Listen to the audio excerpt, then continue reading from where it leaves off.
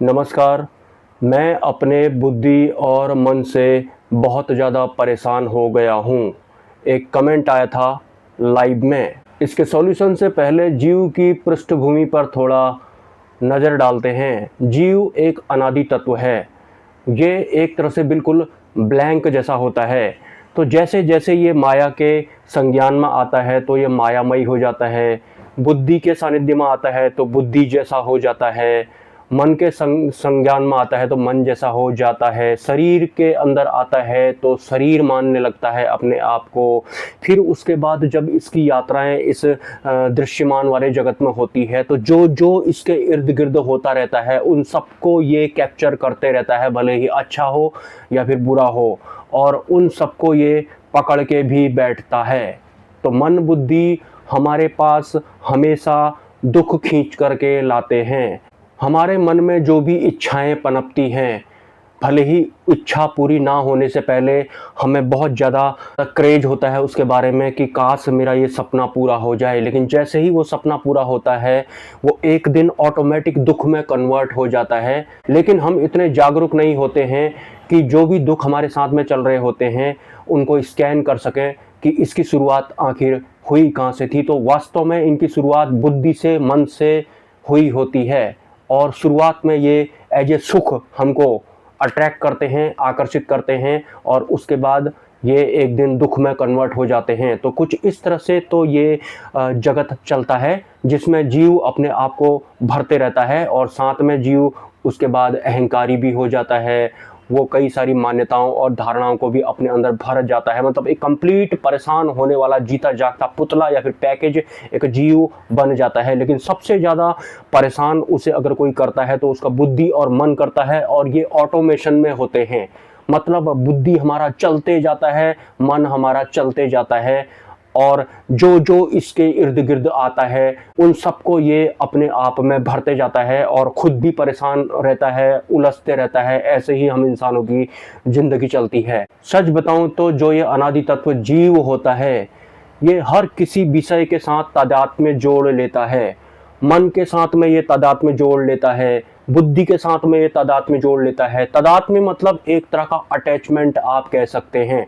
जैसा कि आपने लाइव में कमेंट किया था कि मैं अपने ब्रेन से, अपने माइंड से और अपने मन से, या फिर मे बी आप विचारों से बहुत ज़्यादा परेशान हैं। शायद आपको पता ना हो, परेशान महसूस होने से पहले आपने इनके साथ तादात्म्य में जोड़ लिया है, और तादात्म्य किसी भी लेवल का हो सकता है। आपने ये तादात्म्य में अटैचमेंट बना लिया है कि मेरे को बुद्धि मन से परेशानी हो रही है, और इसका मतलब ये है कि आपने मान लिया है कि मेरे साथ ऐसा क्यों, मुझे ये परेशानी क्यों हो रही है। आपने मान लिया तो अटक गए आप वहाँ पर, स्टैंप लग गई वहीं पर, मेरे को ये परेशानी हो रही है, ऐसा आपने मान लिया। तो उस सोच के साथ आपका तादात्म्य में जुड़ गया है।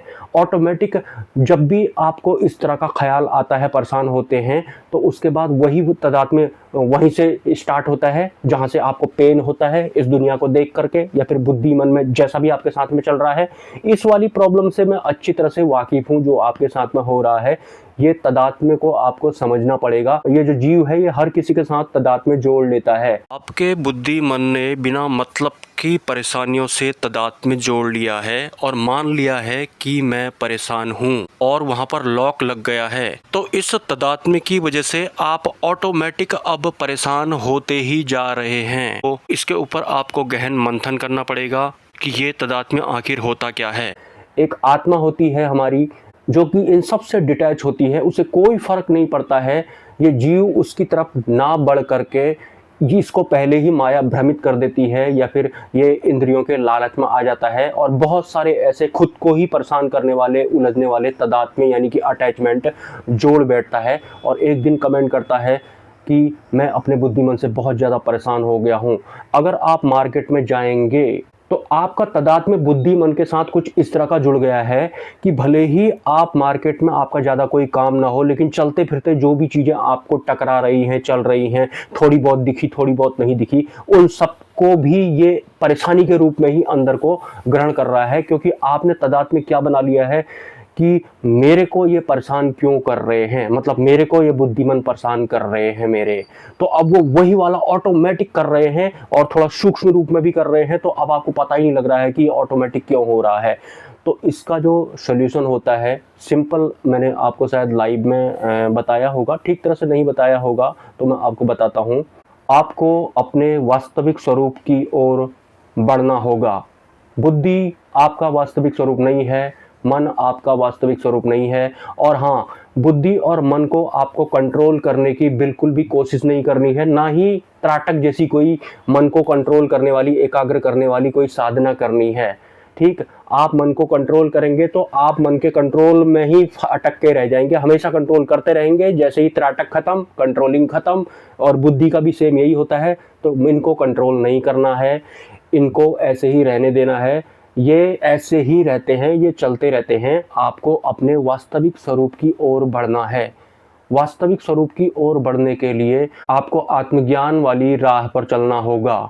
आत्मज्ञान वाली राह मतलब जो हमारा वास्तविक स्वरूप है, आत्मा जिसको कहते हैं, आपको उसकी खोज अपने भीतर करनी होगी। हालांकि वो खोज करने के दौरान भी आपको यही बुद्धिमान इधर उधर फालतू की परेशानियों में, विचारों में उलझाएंगे, लेकिन तब भी आपको चलना है और दृढ़ निश्चय बना लेना है कि मेरे को हर हाल में जो मेरे भीतर सबसे शांत और सबसे टॉप लेवल का तत्व है, जो कि इस ब्रह्मांड में भी सबसे टॉप लेवल में है, हवा और आकाश तत्व से भी ज़्यादा पावरफुल ना दिखाई देने वाला तत्व जो है मेरे आत्मा, मुझे उस तक पहुंचना है। अभी आप बुद्धि और मन में सवार होकर के इस दुनिया में चल रहे हैं।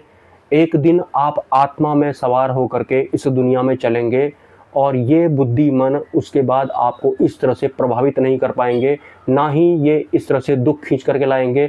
और लाएंगे भी तो आपको फ़र्क नहीं पड़ेगा। जैसे जैसे आप आत्मा के लेवल पर जीना शुरू करेंगे, वैसे वैसे बुद्धि और मन का जो लेवल होता है, दुख खींच के लाने वाला, उलझाने वाला, सांसारिक बनाने वाला, विषयों में फंसने वाला, उन सब से आप डिटैच हो जाएंगे। अंतिम समाधान यही होता है कि आपको परब्रह्म की भक्ति करनी होती है, परमात्मा की भक्ति आपको करनी होती है। आत्मज्ञान से शुरू होने वाला जो भी अध्यात्म होता है, सिर्फ वही आपको अंतिम सत्य यानी आपके वास्तविक स्वरूप से मिलाता है।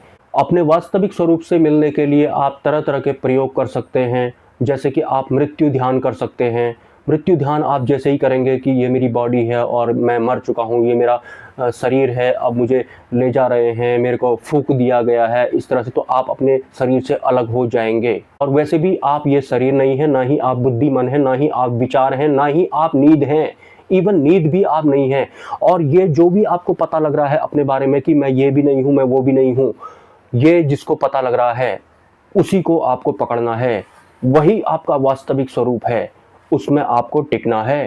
त्राटक आपको नहीं करना है।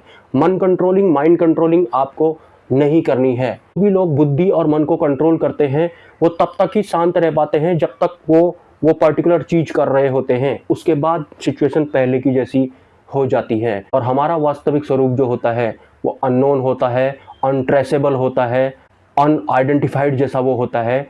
जैसे कि ये आकाश तत्व को आप देख नहीं सकते, इसको पकड़ नहीं सकते, हवा को आप देख नहीं सकते, पकड़ नहीं सकते, कुछ ऐसा ही हमारा वास्तविक स्वरूप यानी कि हमारा आत्म तत्व भी होता है।